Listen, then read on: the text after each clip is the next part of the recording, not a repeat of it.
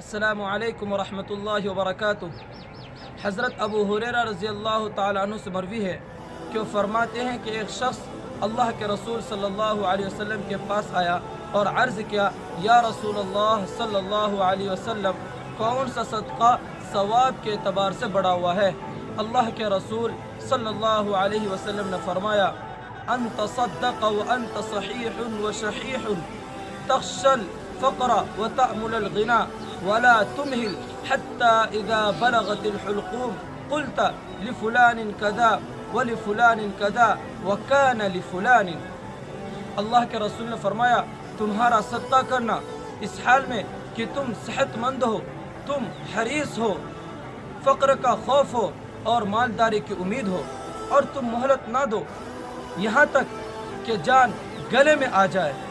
پھر تم کہو کہ فلاں کے لیے اتنا، فلاں کے لیے اتنا، جبکہ وہ اس کے لیے ہو ہی گیا۔ عزیز دوستو، پیارے بھائیوں، اللہ کے رسول صلی اللہ علیہ وسلم نے سائل کے سوال کے جواب میں اس صدقے کو باعث اجر قرار دیا جو صدقہ انسان صحت کے زمانے میں، عموماً اس وقت اور اس زمانے میں، یعنی صحت کے زمانے میں انسان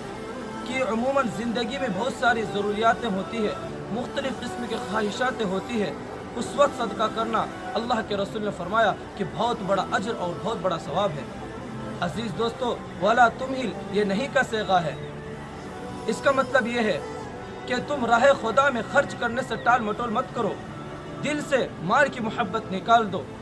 عزیز دوستو، پیارے بھائیوں، آگے اللہ کے رسول نے فرمایا کہ رفتہ رفتہ تمہاری زندگی ختم ہو جائے گی، مال کی محبت دل سے نکل جائے گا، پھر ملک الموت روح کھینچنے کے لیے آ جاویں گے، اور پھر وہ روح تمہارے گلے میں آ جاوے گا، اور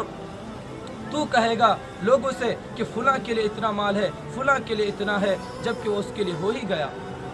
یعنی جب انسان مرتا ہے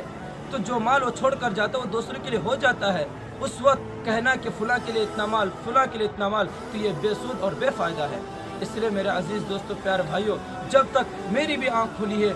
آپ کی بھی آنکھ کھلی ہوئی ہے، تب تک ہمارے پاس بہت مہلت ہے کہ ہم اللہ کے راستے میں جہاں تک ہو سکے زیادہ سے زیادہ خرچ کریں۔ اللہ تبارک و تعالی اس حدیث پر مجھے بھی اور آپ تمام حضرات کو بھی عمل کرنے کی توفیق عطا فرمائے۔ آمین ثم آمین۔ السلام علیکم ورحمۃ اللہ وبرکاتہ۔